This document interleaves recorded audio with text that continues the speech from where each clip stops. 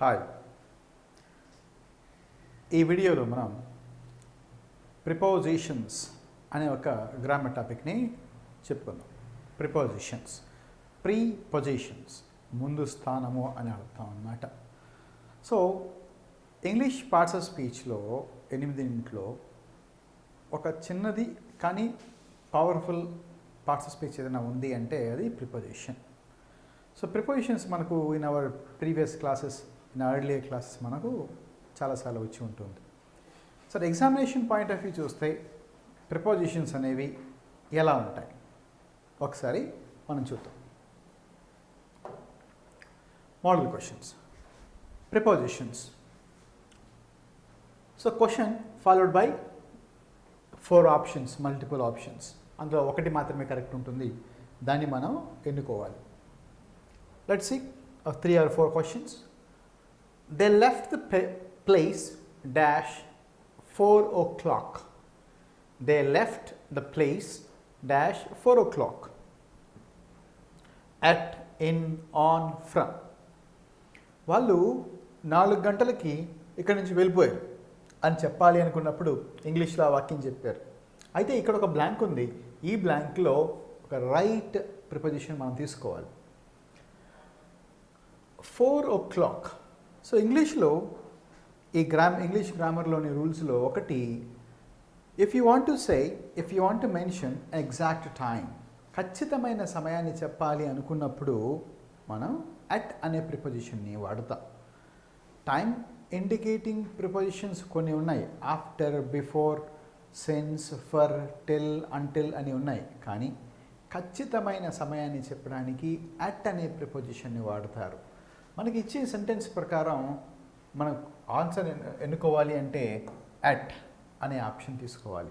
So they left the place at 4 o'clock అనేది correct అవుతుంది.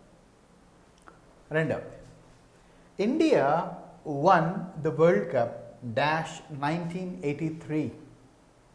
భారత టీం, ఇండియన్ టీం 1983లో ప్రపంచ కప్ని గెలిచింది అని చెప్పే ఒక ఇంగ్లీష్ సెంటెన్స్. అందులో ఒక చిన్న బ్లాంక్, ఈ బ్లాంక్లో ఏముండాలి, ఏ ప్రిపోజిషన్ ఉండాలి అంటాడు.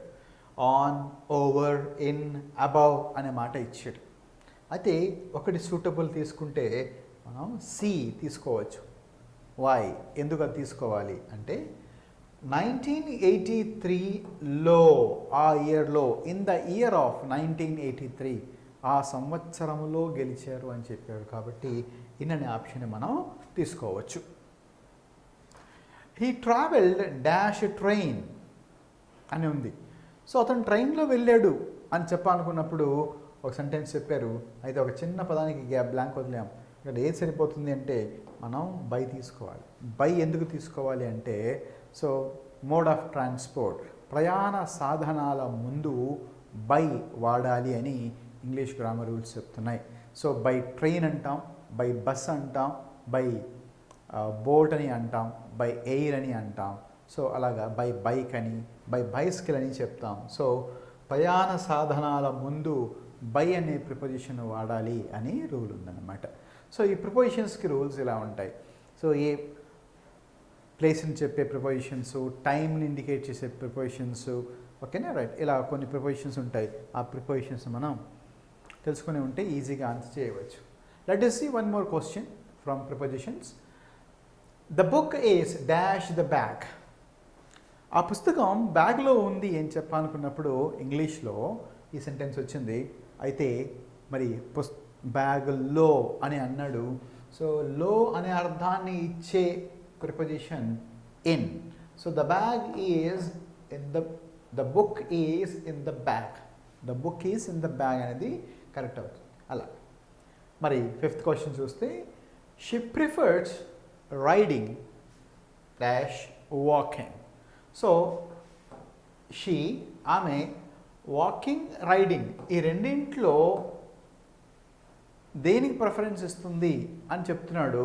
ఆమె వాకింగ్ కన్నా కూడా రైడింగ్కి ప్రిఫరెన్స్ ఇస్తుంది అని అంటున్నాడు. She prefers riding than walking. మామూలుగా 2 ట్రాన్స్లేషన్ తీసుకుంటే దాన్, వాకింగ్ కన్నా కూడా ఆమె రైడింగ్కి అని అంటాం. కన్నా అంటే దాన్ అనే అర్థం వస్తుంది, కానీ ఇక్కడ ప్రిఫర్స్ అనే పదం ఉండడం వల్ల ప్రిఫర్స్ తర్వాత ఎప్పుడూ కూడా టు అనే ప్రిపోజిషనే రావాలి. దీన్ని అప్రోప్రియేట్ ప్రిపోజిషన్స్ అని అంటారు. ప్రిఫర్ తర్వాత టు రావాలి, సీనియర్ తర్వాత టు రావాలి, జూనియర్ తర్వాత టు రావాలి, గుడ్ తర్వాత అట్ రావాలి అని, ఒక వర్బ్ తర్వాత ఈ ప్రిపోజిషన్ రావాలి, ఒక ప్రిపోజిషన్ ఒక అడ్జెక్టివ్ తర్వాత ఈ ప్రిపోజిషన్ రావాలి, ఒక నౌన్ తర్వాత ఈ ప్రిపోజిషన్ రావాలి. సో నౌన్ కానీ అడ్జెక్టివ్ కానీ ఓకే వర్బ్ కానీ తర్వాత ఈ ప్రిపోజిషనే రావాలి అని కొన్ని ఉంటాయి. వీటిని అప్రోప్రియేట్ ప్రిపోజిషన్స్ అని అంటారు. ఆ టైప్లో ప్రిఫర్ అనే పదం వస్తే టు అనే ప్రిపోజిషన్ రావాలి. వీ హ్యావ్ బీన్ వర్కింగ్ అంటే దీనికి ఆన్సర్ టు. ఇది we have been working dash 1996. So ఈ సెంటెన్స్ ఫుల్ మీనింగ్ ఏంటి, కంప్లీట్ సెంటెన్స్ మీనింగ్ ఏంటి, ఏం చెప్పాలనుకున్నారు అంటే మేము ఇక్కడ 1996 నుండి వర్క్ చేస్తూనే ఉన్నాము అని చెప్పాలనుకున్నాడు. సో ఒక సమయం నుండి అని చెప్పాలనుకున్నప్పుడు, పాయింట్ ఆఫ్ టైం చెప్పాలి అనుకున్నప్పుడు సిన్స్ అనే ప్రిపోజిషన్ని వాడతాం. పాయింట్ ఆఫ్ టైం చెప్పేటప్పుడు సిన్స్ అని వాడతాం. సో ఈ ప్రశ్నకు answer since. We have been working since 1996 అని. సో ప్రిపోజిషన్స్ అనే చాప్టర్ మనం తీసుకున్నప్పుడు మీనింగ్స్ని బట్టి, అర్థాలని బట్టి కొన్ని ప్రిపోజిషన్స్ చేయొచ్చు, అప్రాప్రియేట్ ప్రిపోజిషన్స్ని బట్టి కొన్ని క్వశ్చన్స్కి ఆన్సర్ చేయొచ్చు, కొన్ని రూల్స్ ద్వారా కొన్ని క్వశ్చన్స్కి ఆన్సర్స్ చేయవచ్చు. సో ఇప్పుడు మనం ఈ వీడియోలో ప్రిపోజిషన్స్, సాధారణంగా వాడే ప్రిపోజిషన్స్ ఏంటి, రెగ్యులర్గా మనం చూసే యాక్టివ్గా ప్రిపోజిషన్స్ ఏంటి, వాటి అర్థాలు ఏంటి, తర్వాత ఇంపార్టెంట్ అప్రాప్రియేట్ ప్రిపోజిషన్స్ని చూద్దాం. కొన్ని రూల్స్ని కూడా మనం ఈ వీడియోలో తెలుసుకుందాం. సో ఒకసారి మనం ప్రిపోజిషన్స్ చూద్దాం. మొదటగా ప్రిపోజిషన్స్, వాటి అర్థాలను కూడా ఒకసారి మనం చూద్దాం. సో బోర్డు మీద మీరు చూడొచ్చు కొన్ని ప్రిపోజిషన్స్, దగ్గరగా 110+ ప్రిపోజిషన్స్ ఉంటాయి. కానీ సాధారణంగా మన డిగ్రీ స్థాయి వరకు కూడా ఒక 50 నుంచి 60 ప్రిపోజిషన్స్ వాడుతూ ఉంటాం రెగ్యులర్గా. సో ఆ ప్రిపోజిషన్స్ని మనం బోర్డు మీద చూడొచ్చు. ఆ ప్రిపోజిషన్స్ ఒకసారి చూద్దాం. ఇది at, to, by, on, of, with, from, for, in, within, without, along with, about, above, below, between, among, amid, since, till, until, up to, beside, besides, beyond, before, behind, after, over, out.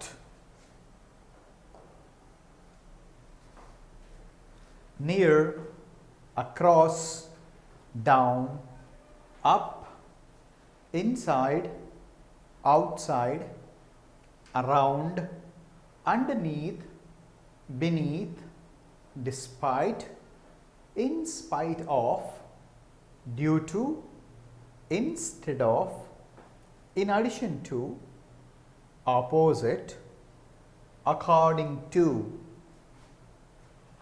during, as, apart from, owing to, in lieu of, including, excluding.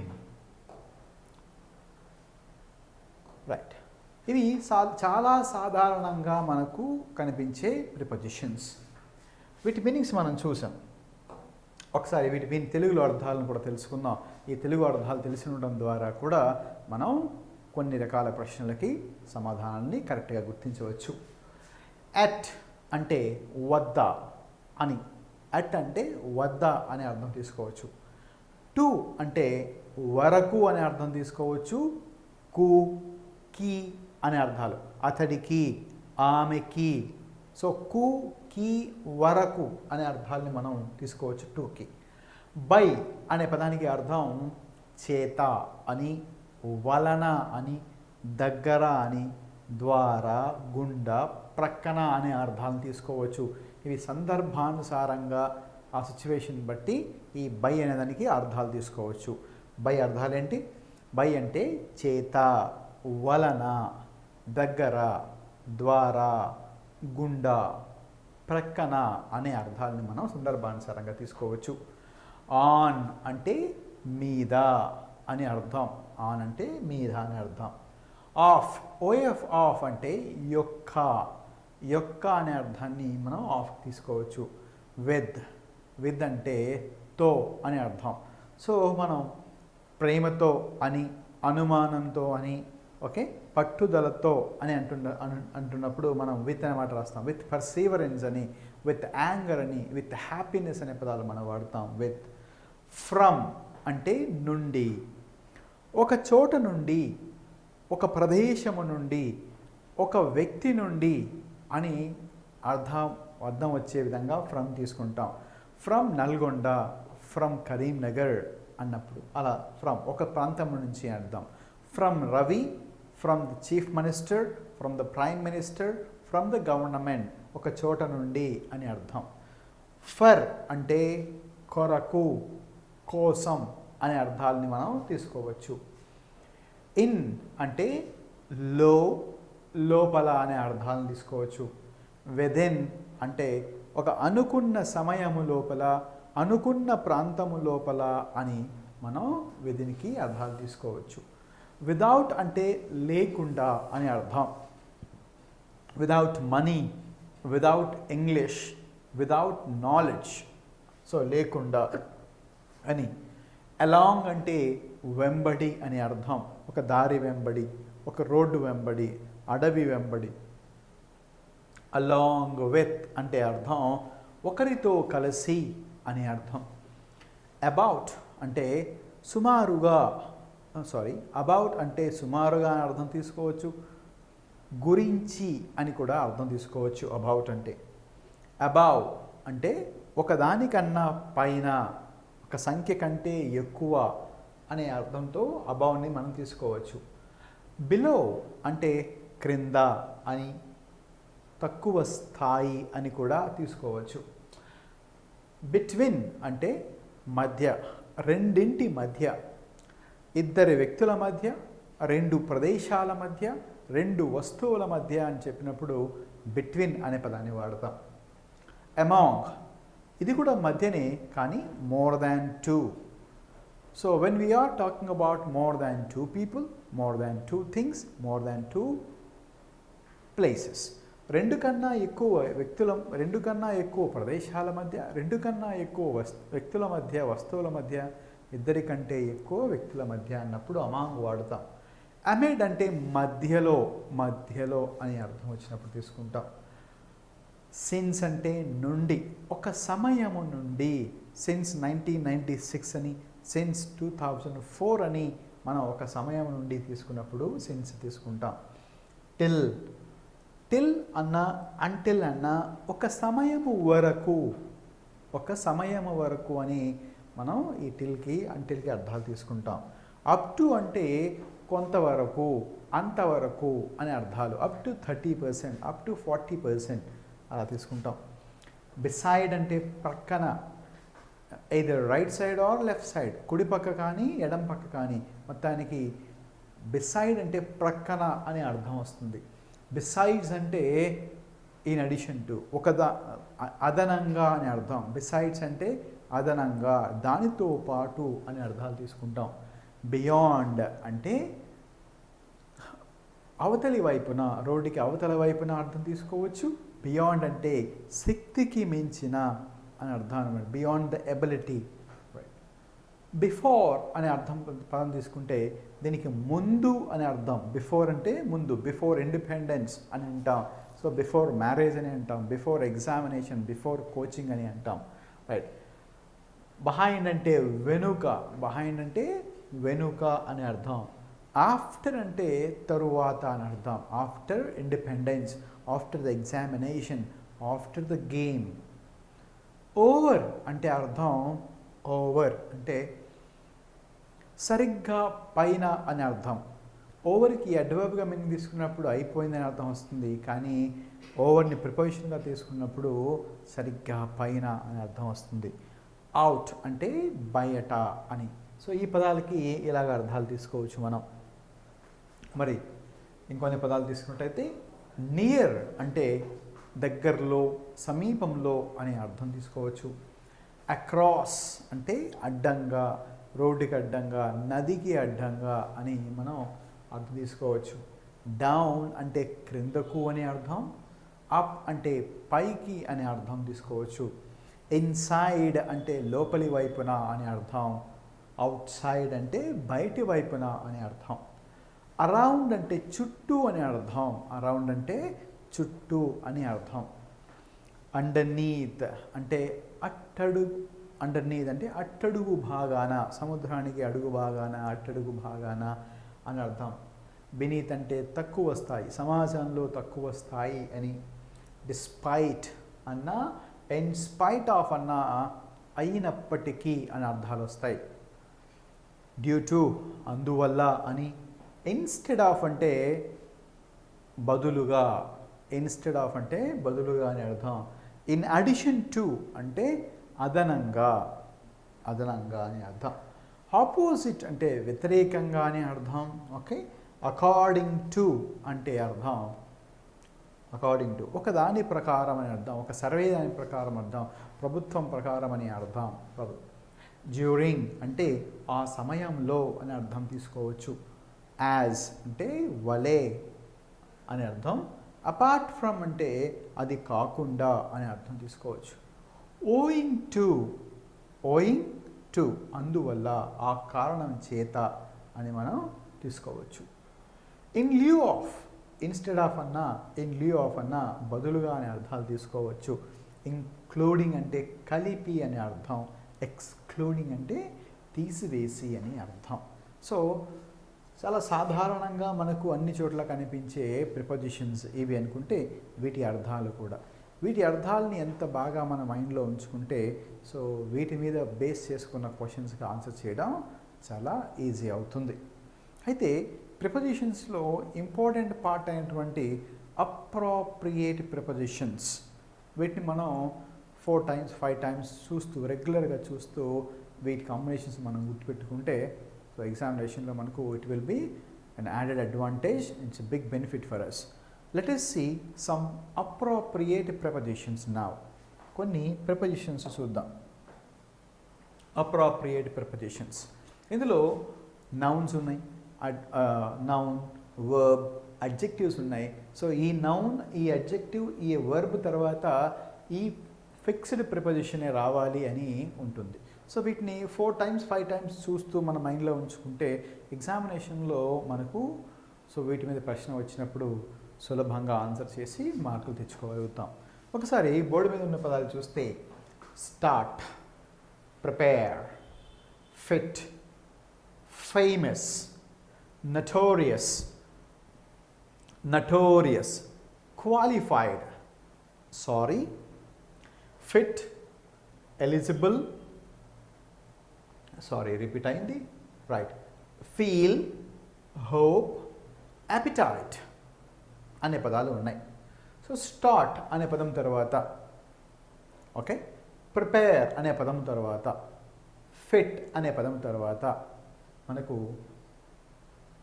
Fit అనే పదం తర్వాత మనకు a preposition వస్తుంది.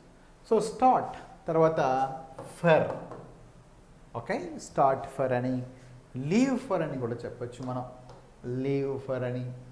So start for అంటే అర్థం బయలుదేరడం, ఒక చోటకు బయలుదేరడం అర్థం. లీవ్ ఫర్ అంటే ఒక చోటకు బయలుదేరడమే కానీ శాశ్వతంగా వెళ్ళిపోవడానికి బయలుదేరడం.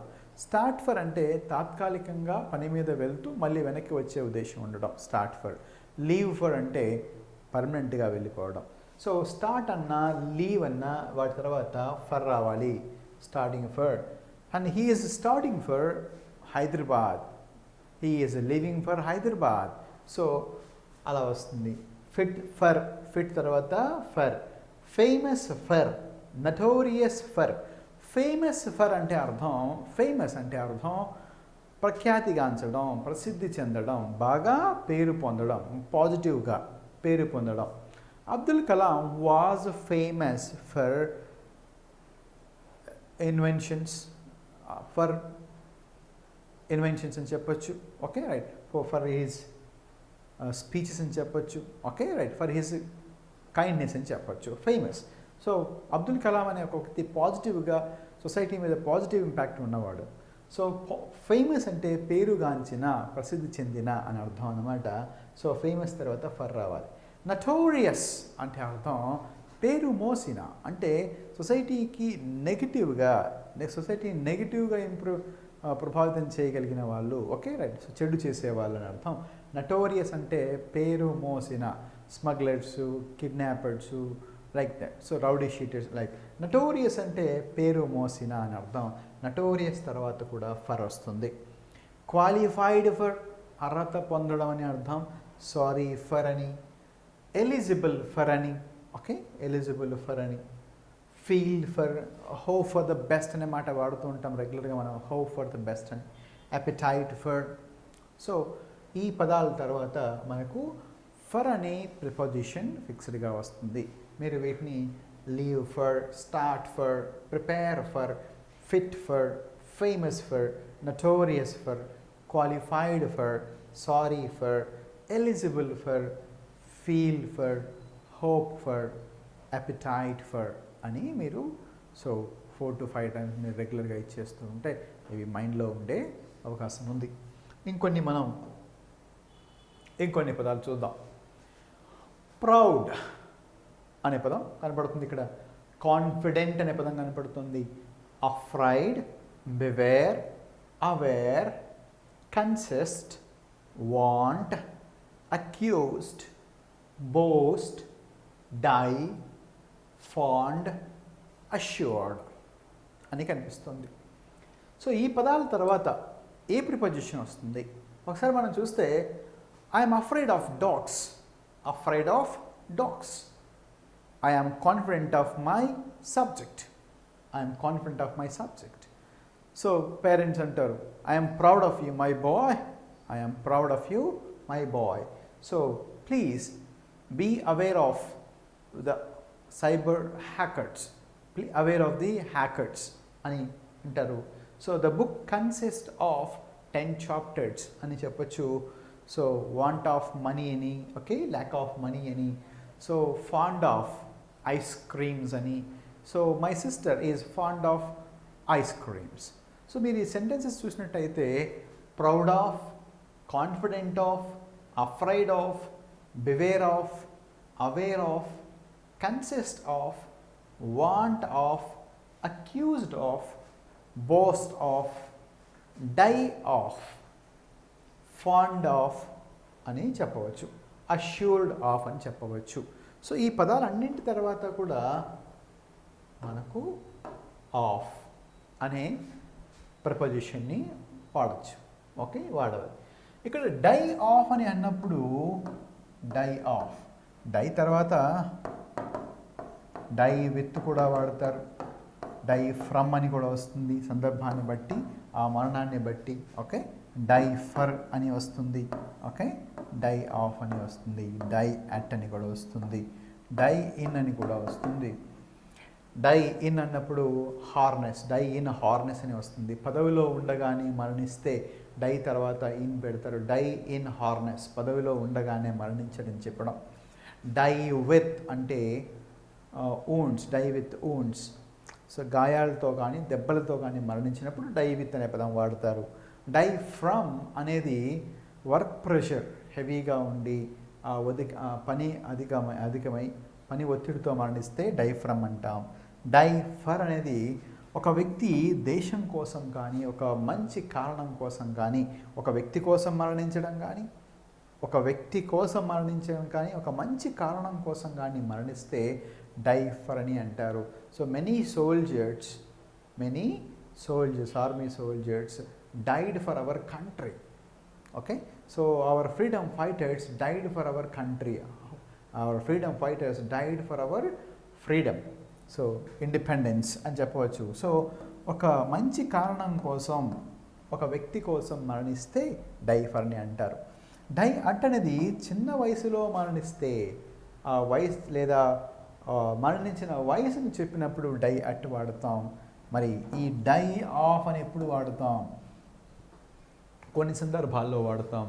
అది డై ఆఫ్ హార్ట్ అటాక్, గుండెపోటుతో కానీ, డై ఆఫ్ హార్ట్ అటాక్ అని, die of a snake bite, పాము కాటు వల్ల కానీ, డై ఆఫ్ సన్ స్ట్రోక్ వల్ల కానీ, న్యాచురల్ డెత్, సహజ మరణం పొందినప్పుడు, పాము కాటు స్నేక్ బైట్ వల్ల కానీ, సన్ స్ట్రోక్ వడదెబ్బ వల్ల కానీ, die of heart attack, so stroke వల్ల కానీ, ఇలా ఈ సందర్భాలలో డై తర్వాత ఆఫ్ వస్తుంది. సో ఫాండ్ ఆఫ్ అంటే ఎక్కువ ఇష్టం ఉండడం అని అర్థం. సో ఈ పదాలన్నింటి తర్వాత ఆఫ్ అనే ప్రిపోజిషన్ని వాడాలి. ఒకసారి చూద్దాం. Proud of, confident of, afraid of, beware of, aware of, consist of, want of, accused of, boast of, die of, fond of, assured of. So ఈ పదాల తర్వాత ఆఫ్ అనే ప్రిపోజిషన్ వస్తుంది. వీటిని మీరు వచ్చేంత వరకు బాగా ప్రాక్టీస్ చేసినట్టయితే మంచి రిజల్ట్ ఉంటుంది. రైట్, ఇంకొన్ని పదాలను చూద్దాం మనం. డిఫర్ అనే పదం prevent, prohibit, escape, protect, abstain, debar అనే పదాలు ఉన్నాయి. ఈ పదాల తర్వాత ఏ ప్రిపోజిషన్ రావచ్చు? ఈ పదాల తర్వాత వచ్చే preposition from. Differ from, prevent from, prohibit from, escape from, protect from, abstain from, debar from. So ఈ పదాల తర్వాత మనకు ఫ్రమ్ అనే ప్రిపోజిషను వస్తుంది. ఇండల్జ్ అని, ఇన్వాల్వ్ అని, పర్సివీర్ అని, పట్టుదల అనే అర్థం. Fall, excel, glory, employ, increase, persist. ఈ పదాల తర్వాత వచ్చే preposition in.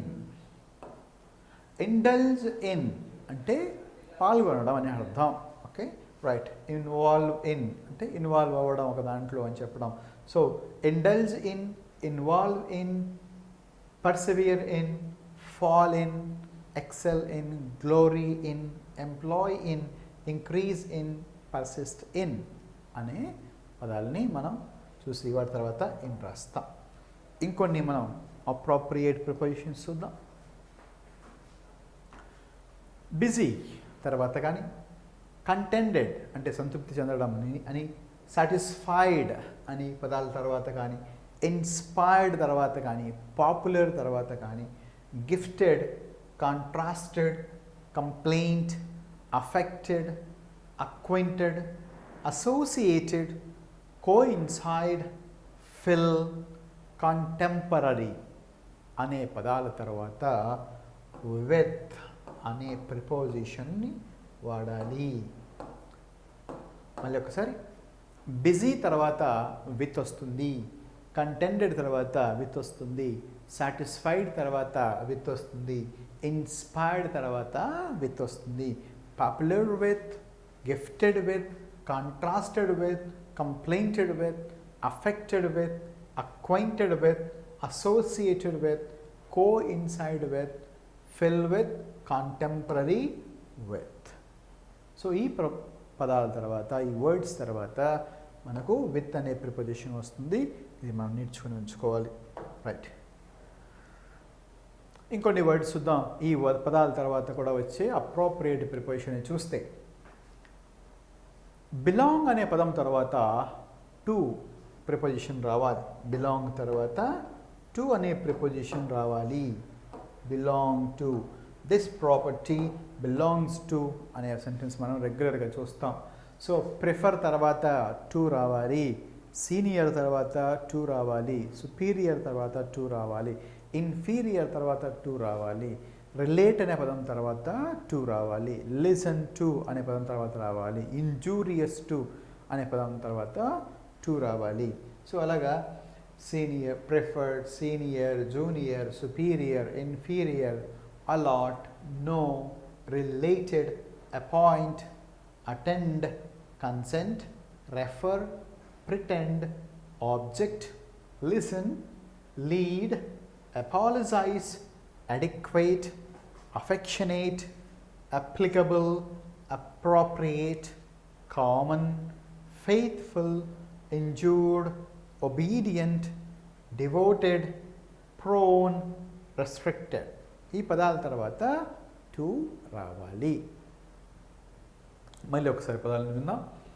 Belong, prefer, senior, junior, superior, inferior, allot, know, related, appoint, attend, consent, refer, pretended, object, listen, lead, apologize, adequate, affectionate, applicable, appropriate, common, faithful, injured, obedient, devoted, prone, restricted.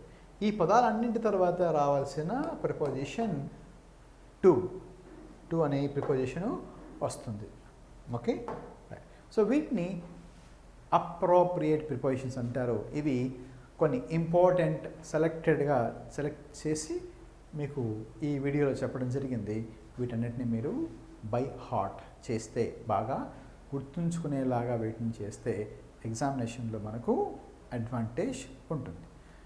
మనం వీటికి తోడుగా ఇంకొన్ని rules కూడా చూద్దాం. ప్రిపోజిషన్స్లో కొన్ని రూల్స్ని చూద్దాం. Some rules.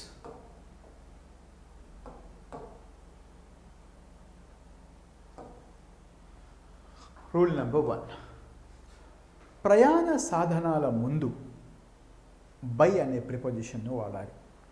ప్రయాణ సాధనాల ముందు బై అనే ప్రిపోజిషన్ను వాడాలి. బై కార్ అని, బై బస్ అని, బై బైక్ అని, బై ఎయిర్ అని, బై వాటర్ అని, బై బైసికల్ అని చెప్తాం. So I went to Hyderabad by train అనేది ఎగ్జాంపుల్. బై ట్రైన్ అని. అయితే కామన్ మిస్టేక్స్లో భాగంగా ప్రయాణ సాధనాలన్నింటి ముందు బై వాడతాం, కానీ నడిచి వస్తే బై వాక్ అని చెప్పకూడదు. బై వాక్ అని చెప్పకూడదు. నడిచి వచ్చినప్పుడు బై అని వాడం. ఆన్ ఫుట్, ఆన్ ఫుట్ అనే పదం వాడాలి. బై వాక్ అనకుండా ఆన్ ఫుట్ అనే పదాన్ని వాడాలి. ఇది కామన్గా జరిగే మిస్టేక్, అది మీరు గుర్తుపెట్టుకోవాలి. ఆన్ ఫుట్ అనే పదం గుర్తుపెట్టుకోవాలి. సో ప్రయాణ సాధనాలంటి ముందు బై వాడతారు, అది గుర్తుపెట్టుకోండి. తర్వాత చిన్న ప్రదేశాల ముందు అట్ను, పెద్ద ప్రదేశాల ముందు ఇన్నును వాడాలి. చిన్న ప్రదేశాల ముందు అట్ను, పెద్ద ప్రదేశాల ముందు ఇన్నును వాడాలి. ఫర్ ఎగ్జాంపుల్, సో హైదరాబాద్ అనే ఒక పెద్ద ప్రాంతంలో దిల్సుఖ్ నగర్ అనేది ఒక చిన్న ప్రాంతం. సో కాబట్టి my friend lives at Dilsukh Nagar in Hyderabad అని చెప్తాం. సో ఇక్కడ దిల్సుఖ్ నగర్ అనే చిన్న ప్రాంతం దేంతో పోల్చినప్పుడు హైదరాబాద్లో ఉండే హైదరాబాద్తో పోల్చినప్పుడు. So Hyderabad it's a big place, that's why. So Hyderabad ముందు ఇన్ రాసాం, దిల్సుఖ్ నగర్ అనే చిన్న ప్రాంతం కాబట్టి అట్ రాసాం.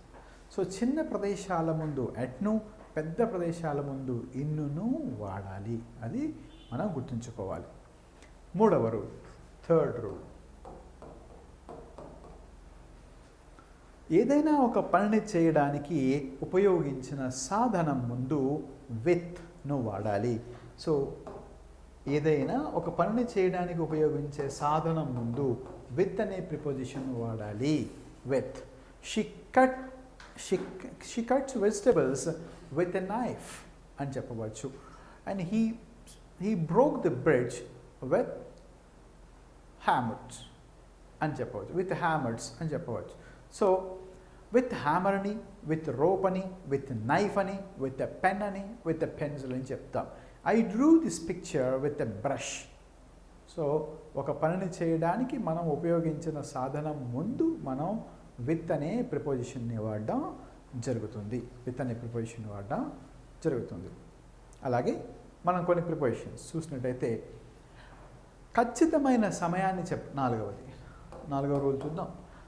ఖచ్చితమైన సమయాన్ని చెప్పడానికి మనం అట్ అనే ప్రిపోజిషన్ వాడాలి. ఖచ్చితమైన టైంని చెప్పడానికి మనం అట్ అనే ప్రిపోజిషన్ వాడాలి. at 4 o'clock, at 5 o'clock, at 6 AM అని అట్ అనే ప్రిపోజిషన్ వాడతాం. వేగాన్ని చెప్పాలి అన్నప్పుడు కూడా అట్ అనే ప్రిపోజిషన్ వాడతాం. వేగాన్ని చెప్పడానికి కూడా అట్ అనే ప్రిపోజిషన్ వాడాలి. ధరను, ప్రైస్ని చెప్పడానికి కూడా అట్ అనే ప్రిపోజిషన్ వాడాలి. మరి అట్ను ఒక భవన సముదాయంలో ఉన్నామని చెప్పడానికి కూడా వాడతాం. చాలాసార్లు కామన్ జరిగే మిస్టేక్ ఇది. ఐ ఆమ్ ఇన్ హోమ్ అనే వాక్యం తప్పు అవుతుంది. ఇది చాలామంది చేసే తప్పు. ఐ ఆమ్ అట్ హోమ్ అని చెప్పాలి. దీని వెనుక ఉన్న రూల్, ఏదైనా భవన సముదాయంలో ఉన్నామని చెప్పడానికి అట్ అనే ప్రిపోజిషన్ వాడాలి.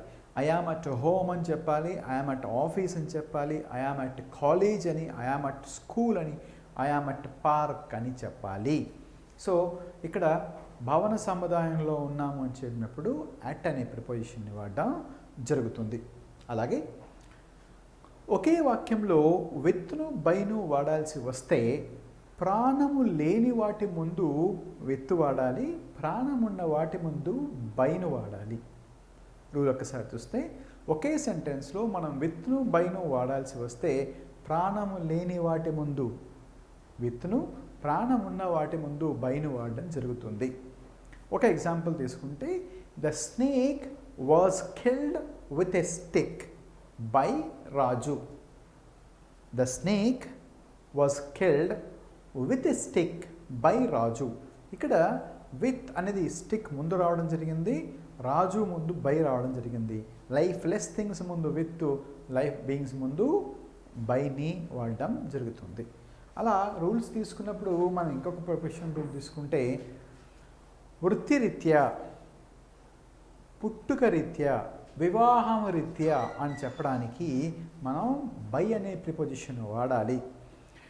By marriage, by birth, by profession అనే మనం కొన్ని రూల్స్ని మాట్లాడడం జరుగుతుంది. సో పుట్టుక రీత్యా, వివాహం రీత్యా, వృత్తిరీత్యా అని చెప్పాల్సి వచ్చినప్పుడు బై అనే ప్రిపోజిషన్ని వాడతాం. సో ఇవి ప్రిపోజిషన్స్కి వాడే ప్రిపోజిషన్స్లో ఉండే కొన్ని రూల్స్. సో మీరు ఈ వీడియోలో చెప్పిన ప్రిపోజిషన్స్ మీనింగ్స్ నేర్చుకోవడం ద్వారా, అప్రోప్రియేట్ ప్రిపోజిషన్స్ని తెలుసుకోవడం ద్వారా, ఈ రూల్స్ని గుర్తుంచుకోవడం ద్వారా, ఇంకా బాగా ఎక్కువ ఎగ్జాంపుల్స్ని బాగా ప్రాక్టీస్ చేయడం ద్వారా కూడా ఈ చాప్టర్ మీద మీరు కాన్ఫిడెంట్గా తయారవ్వచ్చు.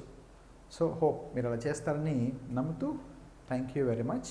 ఈ ప్రిపరేషన్ చాప్టర్ ఇక్కడికి అయిపోయింది.